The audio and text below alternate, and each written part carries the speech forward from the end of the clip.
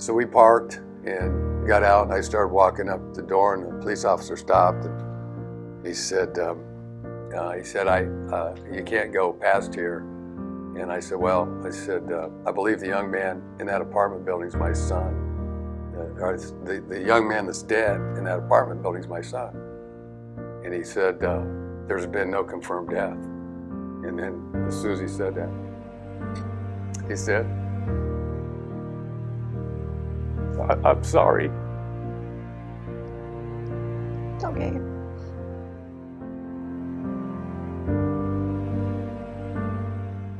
Well, we met in 1976 at Waldorf College in Fort City, Iowa, which is where Janet's from, is Fort City, Iowa. And I was a freshman, went out for the football team. And I was one of the few kids, out-of-state kids, I was kind of lost. Wouldn't you say? Yeah. Yeah. And we'd run into each other a lot at the mailbox. The post office was in the student center, and I had hair down to my middle of my back at the time, and just kind of a wayward look. I think she felt sorry for me. So she's got an outgoing personality. She's a really nice person. So she kind of reached out a little bit, and then just kind of went from there. Yes. Yeah. So we dated then, and I was a sophomore, and I actually worked for the football coach, and so he didn't know his way to the football field, and yeah, I remember that. I directed him to where he needed to go, and we just got to be good friends, and then we started dating, and I spent the summer out here, and then after he graduated the next year, then we got married, and then we moved out here. Britt came along in 1981. We got married in 78, July of 78, and Britt was born in end of October of 1981. Carly came along in November. Of 87. Of 87. Yeah. It was the two of us for the first 6 years because Dave was busy working. We were on one income. And so Britt and I really formed a very close bond. And that went right up until he succumbed to his drug addiction. We realized it was Carly before we realized it was Britt. So my name's Carly Snyder. I'm 33 years old. The first time I started experimenting with drugs was in high school, a little here and there, but it really wasn't my thing. I got in a car wreck when I was in my early 20s and got on a whole slew of different medications, and that's what kind of hooked me. And my doctor got in trouble, and I was all of a sudden without prescriptions and dependent on opiates. So when I ended up being addicted and never going through withdrawals, I ended up having to buy opiates off the streets. Then as time went on and laws got stricter and more doctors got in trouble, things were harder to find, and my habit was worse. So I ended up getting hooked on heroin and having my dealer shoot me up for the first time, and it was kind of off to the races after that. It was just one of those things that it just continued to worsen, and we knew that something was going on, but we were very naive to the fact. It wasn't that we turned a blind eye to it or didn't think it was happening to us. We just did really not know how to deal with the drug world because we had never done that before. So we got our eyes opened real wide, real quick with both of our kids.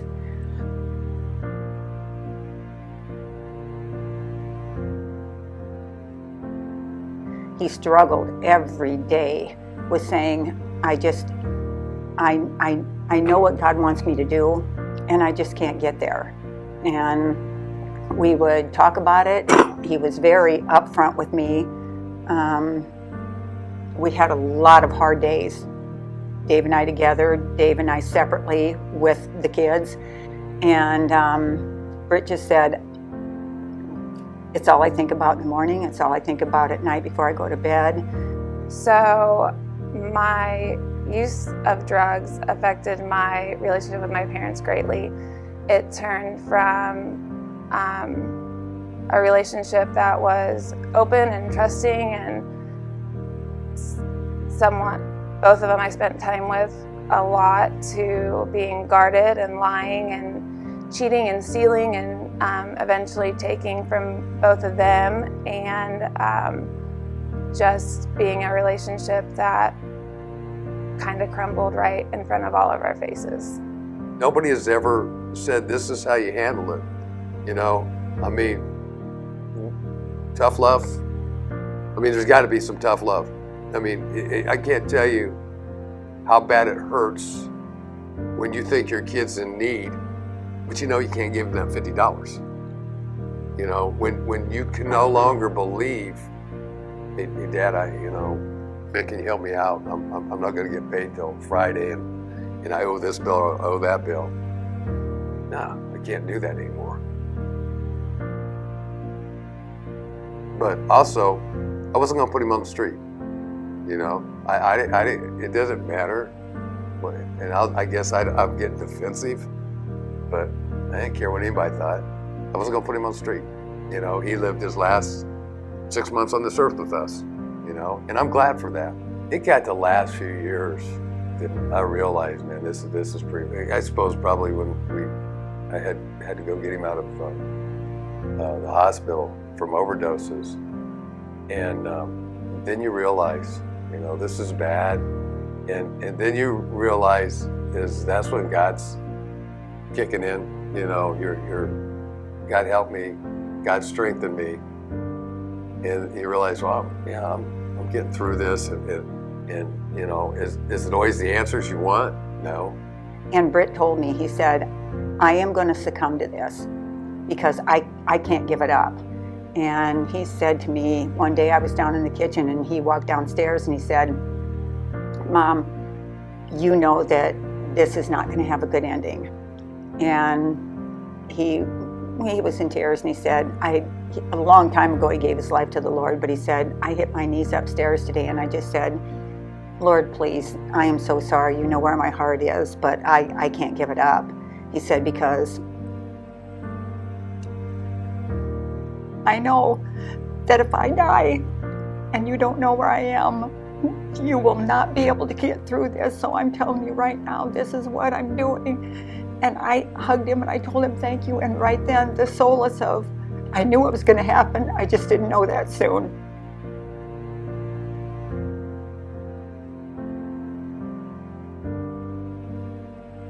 It was a Tuesday, and he had called me and said, I'm on my way home pretty soon, because Carly needed the car. They were sharing a car at the time. And it was noon, and he didn't come home. And I had just talked to him at 10:30. He was supposed to be home at noon. And I knew right then that he was dead. I was supposed to go to Mechanical to watch our junior high play that night. And so I told her I'll be home around 8:30. Well, when we got out of practice, I just had a bad feeling too, you know, and I thought, well, I'm just going to go home. And so we weren't home very long, and I wasn't home very long, and started making phone calls. But not living in the drug world, we didn't know his friends, and we had a hard time finding out where he was. It was dark when they finally called back, and I said, and I told Janet, I'll go in and see what's going on, and she goes, no, I want to go too, and we both like, he's dead. We knew it. Yeah. You know, and then when you pull into the apartment complex, and there's 3 squad cars with the lights going on. So we parked and got out, and I started walking up the door, and the police officer stopped, and he said, you can't go past here. And I said, I believe the young man in that apartment building is my son. The young man that's dead in that apartment building is my son. And he said, there's been no confirmed death. And then as soon as he said that, he said, I'm sorry. Okay. So We knew that. Yeah. And it was confirmed then. So the only thing we could do was just hang around. He actually died of cardiac arrest due to fentanyl poisoning. Britt was 36 years old when he passed away.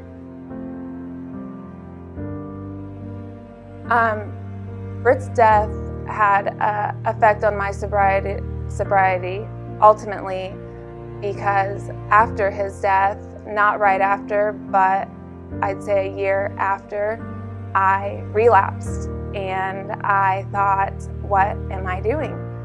I had sober time. I had my son back in my life. I was living a normal life. And when I began using again, Britt was ultimately what kept popping up in my head. And I felt that I not only owed myself and my parents and Ethan more, but I owed Britt a lot more. So we had the service on Sunday here at the church, and in the meantime, Brad counseled with us and talked with us and this and that, and several nice things from people, and people just came out of the woodwork to love on us and care for us, and we were just blown away by the amount of people that showed their respects and how much love they had for us. And we happened to be at the service, and in came the people that the house that he died at.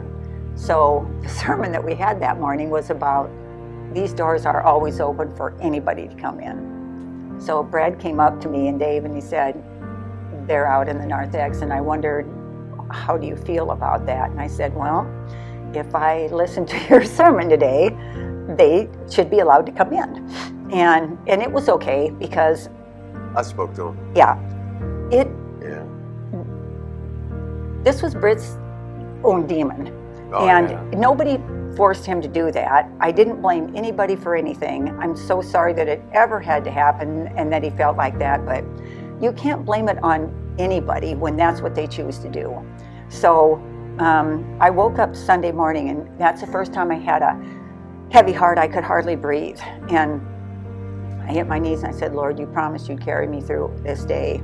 And all of a sudden it was just like, and away I went and never looked back. And I miss him every day. I've broken down and cried here and there. There's days I do better than others, but most of the time I just really do think his chains are broken. Yeah. I knew he was in a better place, and I can't be selfish enough to wish him back.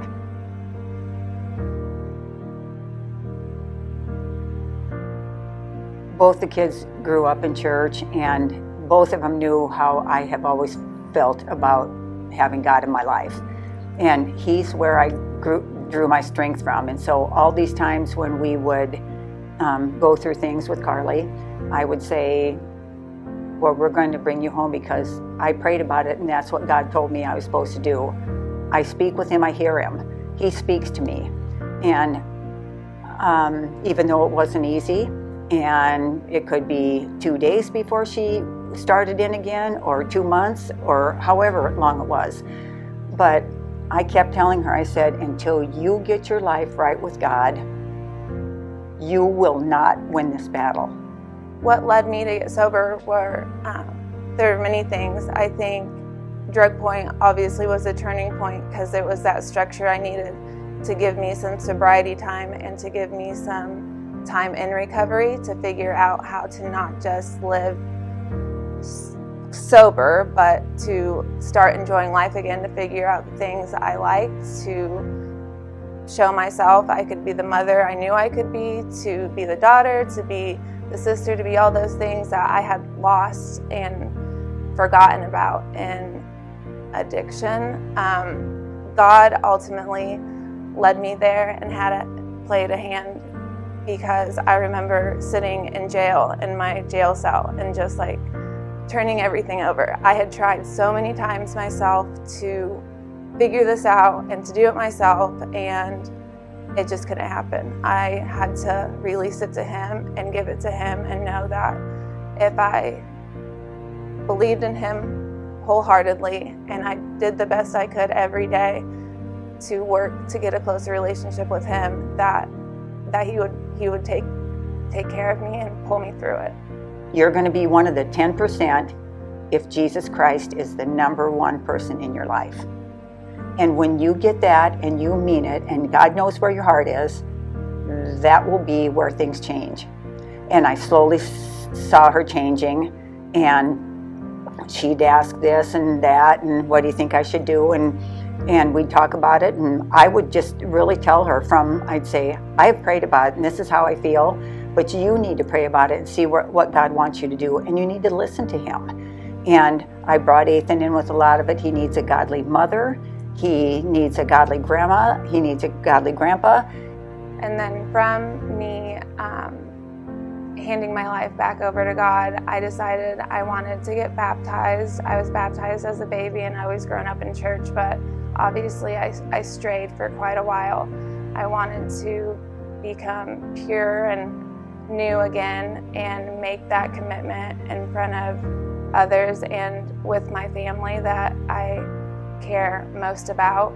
So from that day on, I have really tried to immerse myself with growing closer to God. I've made it a daily commitment to pray, to make sure that my decisions, as much as possible, are in liking of Him. I've made a commitment to teach my son about the Lord and to grow him up with strong faith in Him, and to put my 100% into the commitment that I made the day I got baptized. If I could tell my parents how they have encouraged me in my walk with the Lord, I don't know if I could really come with the right words to thank them. Because of them and God, I am where I am today. I know that I would be so far away from this point in life if it wasn't for their continued encouragement, their love, their faith, their strength. They really have helped mold me into the better person that I am today.